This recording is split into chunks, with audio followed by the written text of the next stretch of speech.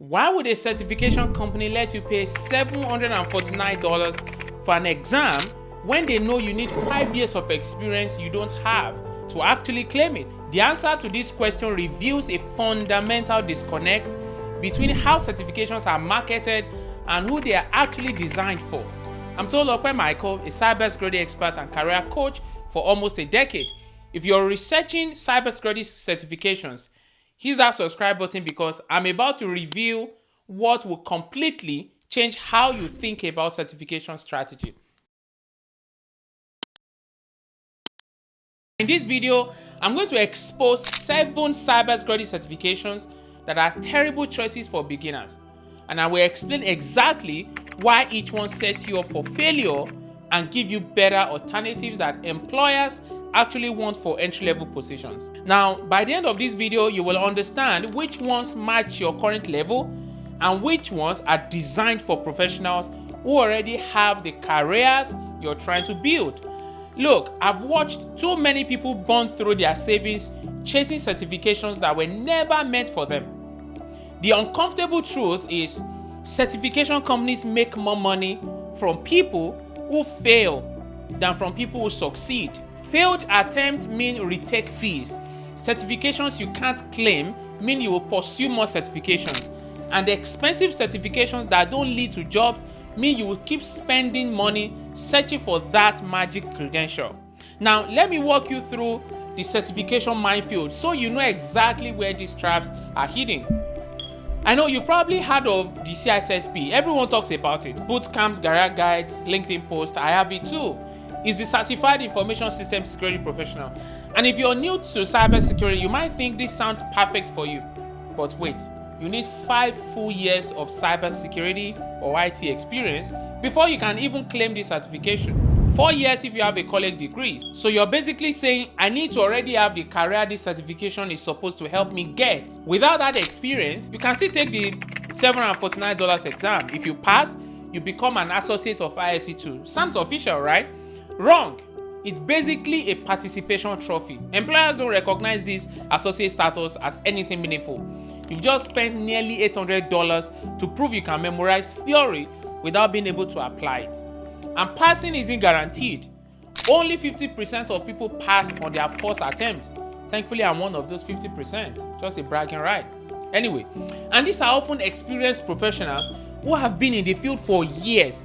Most people study 6 to 12 months just to have a coin flips of chance of success. Okay? Then there is the ongoing cost, $125 every year in membership fees, plus continuing education requirements. You are looking at a massive investment for something that won't help you land your first cybersecurity job. Now, what you should do instead? Security Plus from CompTIA. No experience required, costs $370, shows up in nearly every entry-level job posting. Employers actually know what it means when they see it on your resume. Start there. But CISSP isn't the only one playing this game. Let me tell you about ISACA certifications. CISM, CISSP, RISK. These acronyms get thrown around a lot. ISACA has built entire marketing campaigns around being globally recognized. What they don't emphasize is that these are senior management certifications. Get this. CISM requires not just 5 years of general experience, but 3 years specifically in information security management roles. You need to already be managing cybersecurity teams before you can get certified to manage cybersecurity teams. Like, does that make sense to you? Right? The content proves the point. These exams focused on governance frameworks, audit procedures, compliance theory. You're not learning how to configure firewalls or analyze malware. You're learning how to write policies about these activities. Work that happens years into your career, not on day one. For $575 plus annual fees, you are investing in knowledge that becomes relevant years down the road, not skills that help you start your career. Meanwhile, employers hiring security analysts want to see technical skills, not management theory. Build technical foundations first. Network Plus teaches you how network actually work. Okay? Security Plus covers threat detection and response. This costs less and teach skills you will use immediately. Now let's talk about one that really gets under my skin, the Certified Ethical Hacker. The marketing is everywhere. Learn to hack. Cybersecurity is most popular certification. The website shows happy, diverse groups of students looking successful. What is buried in that fine print? EC Council strongly recommend 2 years of information security experience.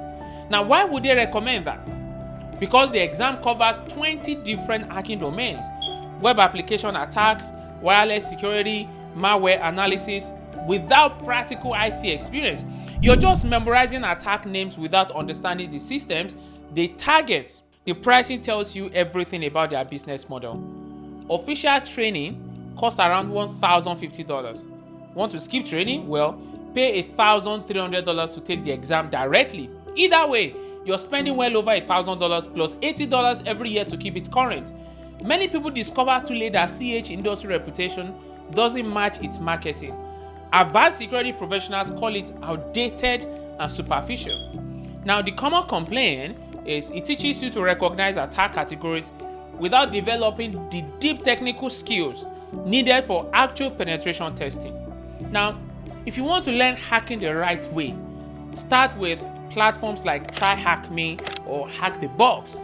Same concept, hands-on labs, but fraction of the cost. Now, when you're ready for formal certification, try eLearn Security EJPT. It focuses on practical penetration testing skills, not theoretical memorization. Now, speaking of expensive, let me tell you about SANS. SANS has the almost mythical reputation in cybersecurity. People talk about SANS courses like they are Navy SEAL training, intensive, expensive, and worth every penny. For beginners, the reality is complicated. A typical SANS course runs $5,000 to $8,000. Their GSEC certification, which they call foundational, cost another $999. Just for the exam attempt, fail, retakers $879. The certification expires every 4 years. That's another $500 to renew. Now, let me break down the math for you. You could spend $7,000 on training, $1,000 on certification, then $500 every 4 years, all for knowledge that SANS themselves compared to Security Plus. Security Plus costs $370 total and covers the same foundational concept. SANS builds their business around corporate training budget and government contract where cost isn't the main concern. Individual career changers paying out of pocket, you're not really their target market, but they will happily take your money. For beginners, the return on investment doesn't add up. You can learn network security, incident response, and digital forensics through much more affordable resources. Save SANS for when you are in a senior role with a professional development budget. Okay. Now I need to talk about the certification that breaks more heart than any other, the OSCP. Offensive Security markets the OSCP as the gold standard for penetration testing. They are not wrong. The certification has an excellent reputation. The hands-on exam format means people who earn it can actually perform pen testing, right? But gold standard doesn't mean beginner appropriate. Okay. Offensive Security publishes their own statistics and they are eye-opening. Students who compromised fewer than 11 lab machines had a 28% pass rate. Students who compromised 60 or more had a 74% pass rate. Now think about what that means. You need to successfully attack 60 different computer systems before you have a reasonable chance of passing the 24-hour exam. For beginners, that's a month of full-time study and practice. The course and lab access cost $1,500 for 90 days. Most beginners need extensions, adding hundreds more. The exam itself is a brutal 24-hour challenge that tests not just your technical skills, but your physical and mental endurance. I get a lot of messages from people asking how they can break into cybersecurity. It's tough, especially if you're like how I used to be, stuck in a job that doesn't pay enough, or feeling like you've hit a wall. I get it. That is why I created something more than just these videos you're watching. Something structured, practical, and focused on real action. It's called the 5-day Cybersecurity Job Challenge. This isn't just content you'll binge and forget. We're talking hands-on learning, real skills, and daily guidance. 2 hours a day for 5 days.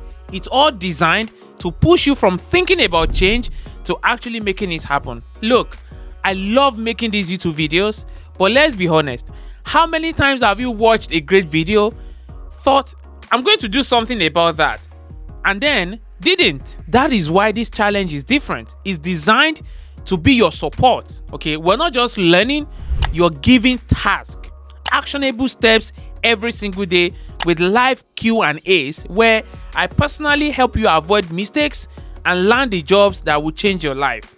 Watching my videos is great, but if you want to go beyond watching, if you're ready to take real steps toward a $250,000 career a year, come join the challenge. The link is in the description below. You can't miss it. Now, enjoy the rest of this video, but don't forget to come back when you're ready to take that next step. I've seen too many beginners attempt OSCP because they heard it guarantees penetration testing jobs. But entry-level security positions rarely require OSCP. It's like training for a marathon when you need to prepare for a 5K. Build your foundation first. CompTIA Pentest Plus teaches penetration testing through multiple choice and simulation questions. The Inline Security EJPT gives you hands-on experience at a beginner level. Now, master these stepping stones, okay? Then tackle OSCP when you actually have the skills to succeed. Vendor certifications are a different kind of trap. AWS, Microsoft, Cisco, they all offer specialized security certifications that sound practical and job relevant. Amazon Security Specialty Certification costs only $300, which seems reasonable compared to what we've been discussing, but cost isn't the real problem. It's the assumptions that certifications make about what you already know. AWS recommends 5 years of general IT experience and 2 years specifically with AWS before attempting their security specialty exams. Now, these exams test deep technical knowledge of specific platforms. AWS Security Specialty assumes you already understand VPCs, IAM policies, CloudTrail, and dozens of other AWS services. Without that foundation, every practice question will frustrate you. There's also the vendor lock-in problem. Specializing in AWS security limits you to companies that use AWS extensively. Cisco certifications only apply to Cisco equipment. Microsoft Azure certifications focus exclusively on Microsoft's platform. As a beginner, you don't know which technologies your future employer will use, do you? You don't. So building vendor-specific expertise too early can actually limit your opportunities instead of expanding them. Start with vendor-neutral foundations. Security Plus and Network Plus teach concepts that work across all platforms. Cloud Plus covers multi-vendor cloud security principles. Once you land your first job, specialize based on what your employer actually uses. Okay, now let me tell you about one more certification that trips up beginners, CASP Plus. See, CISSP Plus calls itself an advanced CompTIA certification, which makes it sound like the neutral next step after Security Plus. CompTIA removed formal prerequisites, so technically, nothing stops beginner from attempting it. But CompTIA's guidance recommend 10 years of IT experience with 5 years specifically in security roles. The exam covers enterprise architecture, right? Advanced cryptography, risk management, all at a level that assumes extensive real-world experience. Beginners who attempt CASP Plus often get discouraged when they encounter questions about technologies and scenarios they've never seen. This certification targets senior security engineers and architects, not entry-level analysts. The job market reflects this reality. CASP Plus shows up in Department of Defense contractor requirements and senior engineering roles. Entry-level job postings ask for Security Plus, not CASP Plus. Okay, so save yourself the frustration. Master Security Plus first, then move to specialized certifications like CISSP or Pentest Plus for penetration testing. These teach practical skills at levels that match your experience. So what's the common thread here? All these certifications are legitimate credentials that serve important purposes in cybersecurity. The problem isn't the certification themselves, it's how they are marketed to people who are not ready for them. Certification companies discover that beginners represent a huge market opportunity. Career changers and new graduates are motivated, willing to spend significant money, and don't yet have the industry knowledge to evaluate whether a certification matches their skill level. Now, the result is beginners spend thousands of dollars and hundreds of hours pursuing certifications that either set them up for failure or don't help them get hired, even if they pass. The solution is not avoiding certifications entirely. No, it's in choosing certifications that match where you are now and lead to actual job opportunities. Focus on what employers actually want. Search for junior security analyst or entry-level cybersecurity positions in your area. See what certifications appear repeatedly. You will find Security Plus, Network Plus, Vendor Neutral Fundamentals, not CISSP or CISSM. Okay, choose certifications that teach practical skills you can demonstrate. Employers value hands-on experience over theoretical knowledge. Look for certifications that include labs, simulations, or practical components. Consider the total cost, not just exam fees. Then factor in study materials, training courses, renewal fees, opportunity cost. A $370 certification that leads to a job interview beat a $1,500 certification that impresses no one. Build experience while you study. Set up home labs. Contribute to open source security projects. Document your learning process. Employers hire based on what you can do, not what you have memorized. Most importantly, be realistic about progression. Cybersecurity rewards experience. The most valuable certifications for experienced professionals are often completely inappropriate for beginners. So start with foundations, get your first job, then pursue advanced credentials with your employer support and your own experience to guide you. Look, I know this might feel overwhelming. You came here thinking you need to pick the most impressive sounding certification, and now you're finding out that some of the most talked about certifications could actually hurt your chances. But that's exactly why you need to hear this. Every day, people are spending their last few $1,000s on certifications that won't get them hired. They are failing exams they were never ready for, and they're wondering what is wrong with them. Nothing is wrong with them, they just got sold the wrong roadmap. You now know something most beginners don't: the difference between certifications that sound impressive and certifications that actually work. That knowledge alone puts you ahead of 90% of people trying to break into cybersecurity. Take a screenshot of those beginner-friendly alternatives I mentioned earlier. Pick one, just one, that matches where you are right now. Don't try to jump ahead. Don't chase the most expensive option. Start with what will actually get you hired, okay? Now, if this video helped you avoid a costly mistake, do me a favor, share with someone else who is researching cybersecurity certifications, okay? The certification companies have massive marketing budgets. We've got each other. Subscribe for more straight talk about cybersecurity careers and drop a comment telling me which certification you were considering before watching this. Trust me, I read every single comment, and your question might become my next video.